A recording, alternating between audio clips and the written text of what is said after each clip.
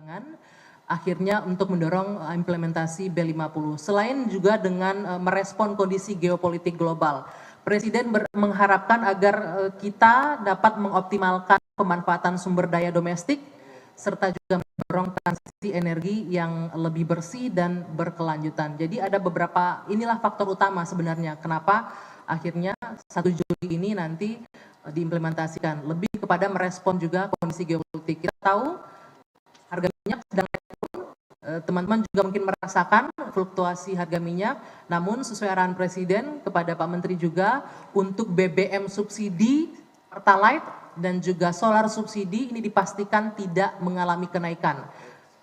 Tujuannya apa? Ini untuk memproteksi masyarakat di kelas paling bawah yang masyarakat rentan, untuk memproteksi masyarakat miskin dan juga menjaga daya beli masyarakat sehingga dijamin untuk BBM subsidi ini untuk tidak naik.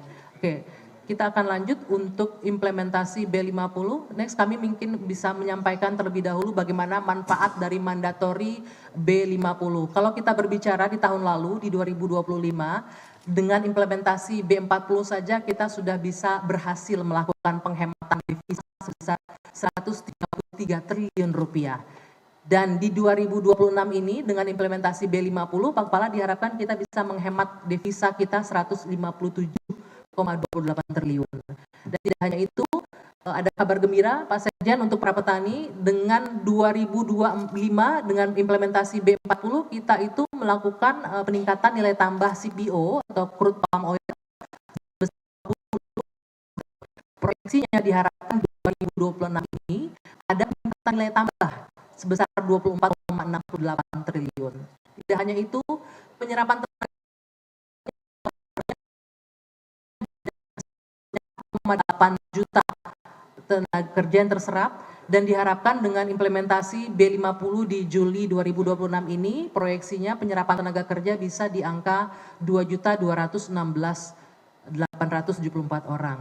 Dan juga tadi yang saya sampaikan sebagai bentuk kontribusi Indonesia dalam pencapaian net zero emission itu dengan implementasi B40 kemarin kita sudah berhasil menurunkan emisi gas rumah kaca sebanyak 39,66 juta ton CO2 dan diharapkan di 2026 ini kita bisa mengimplementasikan penurunan emisinya sebesar 46,72 juta ton karena ini bagian kontribusi Indonesia dalam menjaga sustainability lingkungan. Baik, selanjutnya kami juga perlu menyampaikan pemerintah melalui Kementerian SDM mendorong pemanfaatan bahan bakar nabati jenis biodiesel ini sebagai bagian dari strategi untuk mengurangi ketergantungan terhadap impor bahan bakar fosil dan juga sekaligus memperkuat kemandirian dan ketahanan. Kita Bapak Ibu, rekan-rekan semua juga mungkin bisa menyaksikan langsung, merasakan langsung bagaimana ketergantungan impor ini sangat membuat kita rentan sekali. Kita maka itu inilah yang diharapkan Presiden kita bisa mandiri.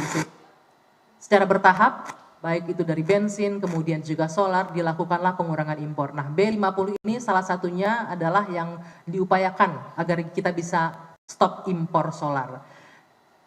Ketika berbicara implementasi, tentunya kami juga tidak bisa lepas dari uji teknis, dari sisi teknis, uji penggunaan B50 yang sudah dimulai sejak tahun 2025 lalu, sejak bulan Desember, dan juga saat ini berjalan di berbagai sektor. Untuk sektor otomotif terutama sudah dilakukan uji teknisnya, uji jalan juga dari bulan Desember 2025 hingga bulan Juni.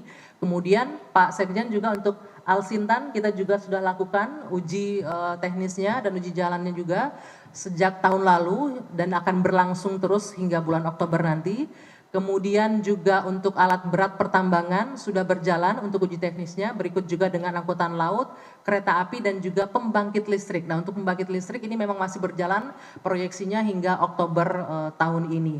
Walaupun di beberapa sektor masih tahap uji teknisnya berjalan, kami memastikan bahwa implementasi ini akan dilakukan serentak. Selain itu, pemerintah juga memastikan menyiapkan spesifikasi mutu untuk biodiesel B50 serta memastikan kapasitas produksi FAME. Kita tahu juga Pak Sekjen mungkin banyak beredar informasi bahwa wah nanti dengan B50 bagaimana dengan pemenuhan kebutuhan untuk minyak goreng gitu ya, untuk produksi minyak goreng.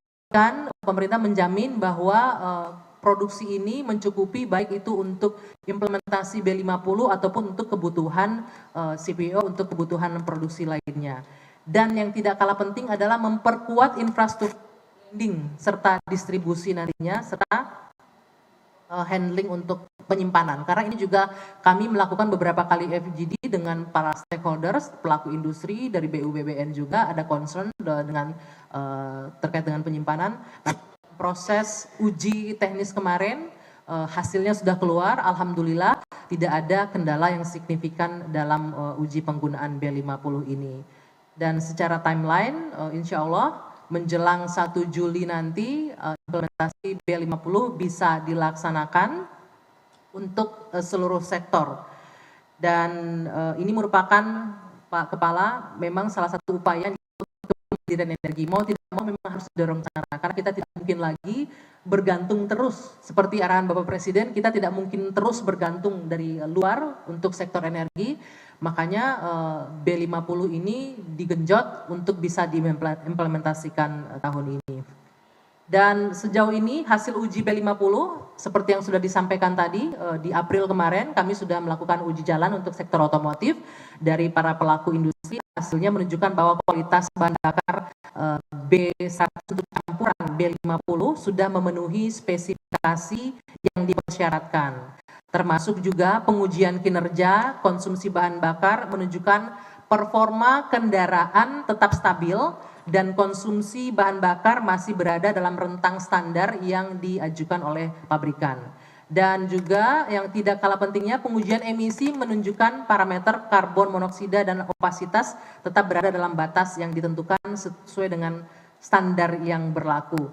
Nah, kurang lebih itu Pak Kepala yang bisa kami sampaikan terkait dengan implementasi B50. Harapannya tentu kami mendukung dari segi stakeholder, pelaku industri, bisa mendukung penggunaan bahan bakar nabati dan juga menyiapkan infrastruktur kesiapan dari hulu bahan bakunya, kemudian produksi, kualitas maupun distribusi serta blendingnya, pencampuran, karena ini yang sangat menentukan nanti untuk penggunaan B50 dan juga kualitas dari B50 ini. Sementara itu dari masyarakat kami sangat mengharapkan dukungannya penggunaan bahan bakar nabati ini sebagai bagian dari kontribusi nyata kita untuk mengurangi ketergantungan terhadap energi fosil, ketergantungan kita terhadap impor, dan juga mendukung upaya penurunan emisi untuk energi yang lebih bersih. Dengan semangat kolaborasi dan gotong royong, ini bisa terlaksana dengan baik. Demikian Pak Kepala, Pak Sekjen yang bisa kami sampaikan. Terima kasih. Wassalamualaikum warahmatullahi wabarakatuh. Waalaikumsalam warahmatullahi wabarakatuh. Terima kasih Bu Dwi Anggia tadi atas paparan terkait dengan implementasi B50. Selanjutnya kita akan masuk ke